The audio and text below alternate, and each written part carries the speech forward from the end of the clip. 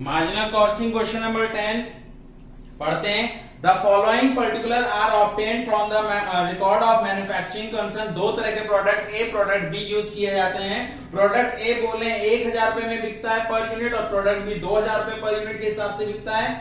Product ए को बनाने के लिए मटेरियल की जरूरत पड़ती है 100 रुपए पर केजी के हिसाब से।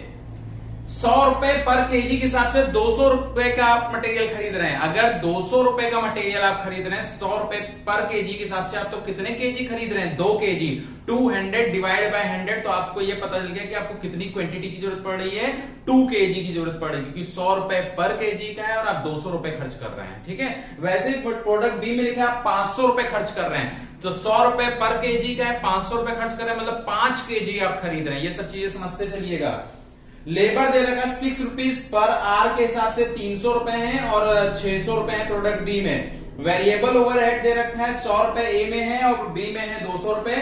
फिक्स ओवरहेड 1 लाख रुपीज का दे रखा है। If the total availability of raw material 4000 KG, कह रहे हैं अगर आपके पास 4000 केजी रॉ मटेरियल अवेलेबल है and maximum sale potential of each product is 1000 unit, आप 4000 केजी से 1000 यूनिट बना करके बेचना चाहते हैं। 4000 केजी आपके पास रॉ मटेरियल जिससे आप 1000 यूनिट आप मार्केट में बेचना चाहते हैं। Find out the product mix to yield maximum profit, बताइए कि किस तरह से प्रोडक्ट बनाएं कि ज्यादा से ज्यादा प्रॉफिट अर्न कर सकें और मटेरियल जो है उसका सही तरीके से यूटिलाइजेशन हो सके। तो statement of contribution per unit मैंने बनाया। पहले मार्जिनल कॉस्टिंग निकाल लेते हैं। कैसे निकाले हम लोग? सेल पहले हमने लिख दिया, सेल 1000 रुपीज दे रखी है ए की और बी की दे रखी है 2000 रुपए। ए की सेल 1000, बी की सेल 2000 रुपीज दे रखी है। मार्जिनल कॉस्टिंग निकालने के लिए मटेरियल लेबर, आपको पता है फिक्स्ड ओवरहेड से लेना देना नहीं होता। Material and labour and variable overhead जो जो क्वेश्चन के अंदर दे रखा था वैसे वैसे लिख दिया। 200 प्लस 300 प्लस 100 600 आ गया। 500 प्लस 600 प्लस 1200 1300 आ गया। सेल इतना, मार्जिनल कॉस्टिंग इन तीनों को जोड़ के होती है, इसे मार्जिनल कॉस्ट बोलेंगे। हमने बताया मार्जिनल कॉस्ट निकालने के लिए material plus labour plus variable overhead, fixed overhead से लेना देना नहीं है। तो 1000 में से जैसे ही हमने सेल माइनस करेंगे हम 600 रुपीज हमारा कंट्रीब्यूशन आ जाएगा। 1000 में से 600 माइनस किया 400, 2000 में से 1300 माइनस किया कंट्रीब्यूशन आ गया 700। ये कंट्रीब्यूशन आपका आ गया है। अब इस कंट्रीब्यूशन आ गया है तो हमें ये पता करना है कि ये जो 400 रुपए का कंट्रीब्यूशन है, ठीक है, और ये 700 रुपए का कंट्रीब्यूशन है, हमें प्रॉफिट किस पे कितना ज्यादा होगा? अभी तो हमें कंट्रीब्यूशन पता चला। कंट्रीब्यूशन में जैसे ही फिक्स कॉस्ट माइनस करते हैं आपको क्या पता चलती है? प्रॉफिट पता चलती है। आपको पता होना चाहिए। सेल में से वेरिएबल कॉस्ट माइनस करते हैं, सॉरी सेल में से जितने भी मटेरियल लेबर वेरिएबल सारी चीजें माइनस करते हैं तो मार्जिनल कॉस्ट पता चलती है। और जैसे ही मार्जिनल कॉस्ट आएगी तो सेल में से मार्जिनल कॉस्ट माइनस किया आपने, तुरंत कंट्रीब्यूशन आ गया। और उस कंट्रीब्यूशन में से जैसे ही आप फिक्स कॉस्ट माइनस करते हैं आपका प्रॉफिट आता है। अभी आपको कंट्रीब्यूशन बताया गया है 400 रुपए और 700 रुपए का है। केजी ऑफ मटेरियल यूज, हमें पूछ रहा है कि किस तरह से मटेरियल का यूटिलाइजेशन करें। आपके पास 4000 केजी है तो इस 4000 केजी से किस तरह से हम प्रोडक्ट बनाएं कि ज्यादा से ज्यादा प्रॉफिट अर्न कर सके। तो हमें पहले चेक करना है कि एक यूनिट बनाने में कितना केजी का आ रहा है। मैंने अभी आपको क्वेश्चन की शुरुआत में ही बताया था। अगर आप 200 रुपए का मटेरियल खरीद रहे हैं, ये देखिए 2 केजी कैसे आया। अगर आप 200 रुपए का मटेरियल खरीद रहे हैं और एक मटेरियल कितने रुपए का? 100 रुपए पर केजी, तो 200 डिवाइड बाय 100 कितने केजी की जरूरत पड़ी? ए प्रोडक्ट बनाने के लिए 2 केजी। वैसे ये 5 केजी कैसे? यहाँ 500 रुपए खर्च कर रहे हो और एक कितने का है? 100 रुपए का है, तो आपको कितनी यूनिट की जरूरत पड़ी है? 5 केजी की। यहां तक आपको समझ आ गया होगा। एक यूनिट बनाने के लिए 2 केजी, यहाँ एक यूनिट बनाने के लिए 5 केजी। यहाँ कंट्रीब्यूशन बता रहे हैं 400 रुपए का आपने खर्च किया है, ठीक है। तो 400 रुपए खर्च किए हो तो 2 केजी डिवाइड बाय 400, मतलब जो कंट्रीब्यूशन आया वो आपने निकाला कंट्रीब्यूशन पर केजी ऑफ मटेरियल। ये तो रुपीज में है ना, 400 रुपए और 700 रुपए। सेल में से मार्जिनल माइनस किया तो 400 रुपए कंट्रीब्यूशन आया, 2000 में 1300 माइनस किया 700 रुपए कंट्रीब्यूशन है। इस कंट्रीब्यूशन में से जितने केजी आप यूज करें वो डिवाइड कर दीजिए 400 रुपए का। ये 200 केजी कैसे आया? आप 400 रुपए खर्च कर रहे हैं 2 केजी के हिसाब से, तो आप कितने केजी खरीद रहे थे? 200 केजी। आप 140 केजी खरीद रहे हैं। मैं आपको वर्किंग नोट दिखा रहा हूं। 140 के, ये मैंने बताया 140 केजी कैसे आया। आप 700 रुपए खर्च कर रहे हैं 5 केजी के हिसाब से खरीदने के लिए, तो आप कितनी यूनिट खरीदे? 140 केजी, ठीक है। मैंने आपको दोनों का वर्किंग नोट बता दिया है करके। मैं आपको ऐसे राउंड फिगर करके सब समझा रहा हूं आपको वर्किंग नोट के रूप में, ठीक। फिर से समझ लीजिए, 400 रुपए आया सेल में से मार्जिनल को माइनस करके और फिर 2000 में 1300 माइनस करके 700 आ गया। अब हमने अभी आपको क्वेश्चन की शुरुआत में बता दिया कि अगर 200 रुपए खर्च कर रहे हो तो 100 डिवाइड बाय 200 मतलब 2 केजी खरीद रहे हो, और 500 रुपए खर्च कर रहे हो 100 डिवाइड बाय 500 5 केजी, ये पर यूनिट का था।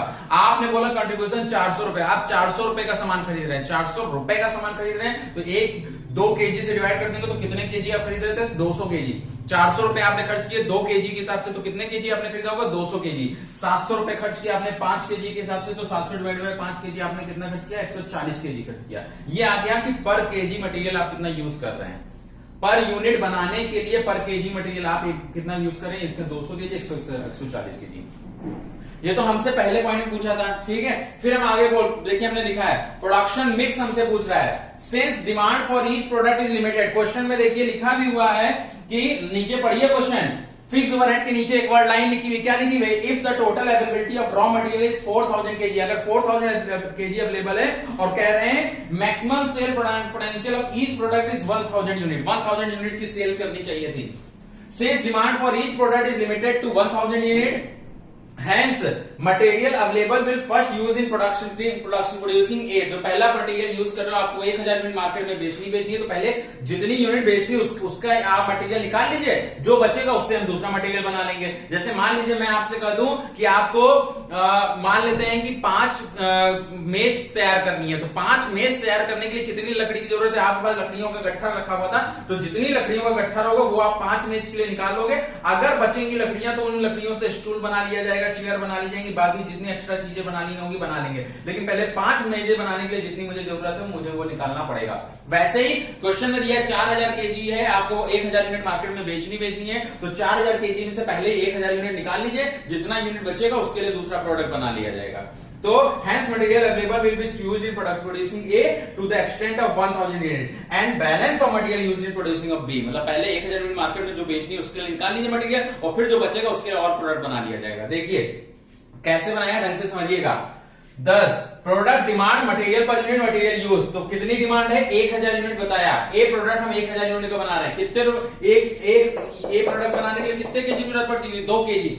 1000 इंटू 2, 2000 केजी की हमें हटा लिया, 4 मतलब 1000 यूनिट बनाने के लिए मुझे 2000 केजी चाहिए। 1000 यूनिट मार्केट में बेचनी थी, 2 केजी के हिसाब से प्रोडक्ट में जरूरत पड़ती है, तो 1000 यूनिट बनाने के लिए 2000 केजी चाहिए। मेरे पास 4000 केजी है, 4000 केजी में मैंने 2000 केजी अगर हटा लिया तो मेरे पास केजी कितना बैलेंस बचा?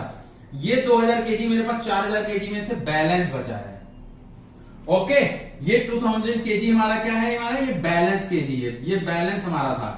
ओके ठीक, ये हमारा बैलेंस था। 4000 केजी में से 1000 यूनिट बनाने के लिए हमें 2000 केजी चाहिए, बचा रिमेनिंग 2000 केजी, उसको किस तरह से यूटिलाइजेशन करिएगा? देखिएगा 2000 केजी है, हमें प्रोडक्ट भी बनाने के लिए कितने केजी की जरूरत पड़ती? 5 केजी। तो 2000 डिवाइड बाय 5, तो आप कितनी यूनिट और बना सकते हैं? 400 केजी यूनिट, ठीक, 400 यूनिट मतलब 1000 यूनिट मुझे बेचनी थी, तो 2 केजी के हिसाब से मुझे 2000 केजी का यूटिलाइजेशन हो गया। 4000 केजी में 2000 केजी की यूटिलाइजेशन हो गया, अभी भी 2000 केजी मेरे पास बचा है, उस 2000 केजी से मैं प्रोडक्ट भी बनाऊंगा। 2000 केजी मेरे पास है और 1 यूनिट बनाने के लिए प्रोडक्ट बी में 5 केजी की जरूरत पड़ती है, तो 2000 डिवाइड बाय 5, इसकी मैं कितनी यूनिट बना सकता हूं? 400 यूनिट। 1000 इसकी यूनिट और 400 इसकी यूनिट, मुझे 1400 यूनिट मार्केट में बेचूंगा, तो मेरा 4000 केजी है वो भी पूरा यूटिलाइजेशन हो जाएगा और मेरा मैक्सिमम प्रॉफिट होगा।